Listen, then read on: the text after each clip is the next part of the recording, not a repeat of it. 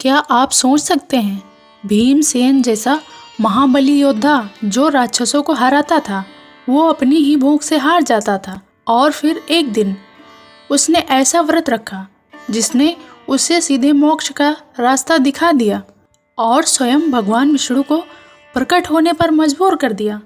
ये है ज्येष्ठ मास की सबसे कठिन एकादशी, निर्जला एकादशी व्रत। तो आइए सुनते हैं निर्जला एकादशी व्रत की अद्भुत कथा। वनवास के उन घने जंगलों में जहाँ पांडव छिपे हुए थे, सूरज आग उगल रहा था, पेट में आग जल रही थी। आज एकादशी थी। युधिष्ठिर, अर्जुन, नकुल, सहदेव सबने सूर्योदय से पहले स्नान कर लिया। माता कुंती और द्रौपदी ने भी व्रत का संकल्प ले लिया। सबके चेहरे पर शांति थी, लेकिन एक विशालकाय योद्धा भीमसेन एक पेड़ के नीचे बैठा था। उसकी आंखें लाल थी, पेट में भूख की आग ऐसी कि जैसे कोई राक्षस चीख चीख कर कह रहा हो, खाओ खाओ। भीम ने मुट्ठी भींची। मैं वायुपुत्र हूँ, युद्ध में शत्रुओं का संहार करता हूँ, लेकिन ये भूख मुझे हर बार हरा देती है। हर एकादशी यही कहानी दोहराती है। पूरा परिवार व्रत रखता है, भीम भी कोशिश करता है, लेकिन दोपहर होते होते उसकी ताकत जवाब दे देती है।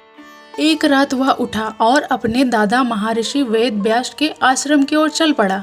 भीम ने व्यास जी के चरणों में सिर रखा और रोते हुए कहा, पितामह, मेरे भाई बहन मुझे हर एकादशी पर व्रत रखने को कहते हैं।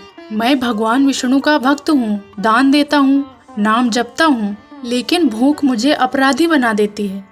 क्या मैं कभी स्वर्ग या मोक्ष पा सकता हूँ? व्यास जी ने मुस्कुराते हुए आंखें खोली। उनकी मुस्कान में अनंत ज्ञान था। भीम सुनो, भगवान विष्णु ने एकादशी को सबसे बड़ा वरदान दिया है, लेकिन तुम्हारी भूख समझता हूँ। ज्येष्ठ मास के शुक्ल पक्ष की एकादशी, जब सूर्य वृषभ या मिथुन राशि में हो, उस दिन निर्जला व्रत रखो।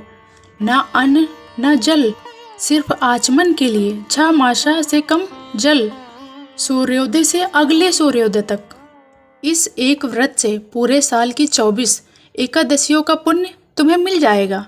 पापों का पहाड़ राख हो जाएगा, बैकुंठ के द्वार खुल जाएंगे। भीम हैरान, बिना पानी के?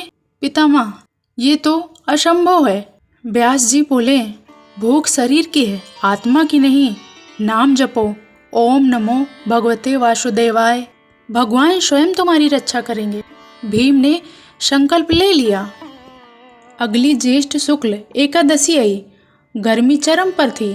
भीम ने स्नान किया, भगवान विष्णु की मूर्ति के सामने जल, कलश, वस्त्र और दान दिया। फिर बोला, हे केशव, आज मैं निर्जल रहकर आपकी भक्ति करूंगा। मेरी सारी भूख आप में समा जाए। दोपहर तक प्यास ने गला रेगिस्तान बना दिया, भूख ने पेट में तूफान मचा दिया। भीम जंगल में घूम रहा था, लेकिन हर पल जाप करता रहा। शाम को द्रौपदी पानी का घड़ा लेकर आई। भीम भैया, बस एक घूंट। आप योद्धा हैं, लेकिन शरीर भी तो है। भीम की आंखें भर आईं। उसने घड़ा देखा और मुंह फेर लिया। नहीं बहन, आज मेरी असली परीक्षा है। रात गहराई। भीम बिस्तर पर करवटें बदल रहा था। प्यास ने उसे पागल कर दिया। आंखें बंद करते ही सपना आया। भगवान विष्णु गरुड़ पर विराजमान, शंख, चक्र, गदा, पद्म लिए मुस्कुरा रहे थे। भीम, तुम्हारा संकल्प सफल हुआ। तुम्हारी भक्ति ने सारी एकादशियों का फल दे दिया। तुम्हारे पाप धुल गए, मोक्ष का रास्ता खुल गया। कल पूरे राज्य में वर्षा होगी। सुबह हुई, द्वादशी थी। भीम ने ब्राह्मणों को भोजन कराया, पारण किया और तभी चमत्कार, आसमान में घने बादल छा गए। भारी बारिश हुई, सूखे जंगल हरे भरे हो गए। पूरा परिवार दौड़कर आया। युधिष्ठिर ने गले लगाया, भीम, तुमने साबित कर दिया, भक्ति भूख से बड़ी होती है। उस दिन से भीम हर साल ज्येष्ठ शुक्ल एकादशी को निर्जला व्रत रखने लगा।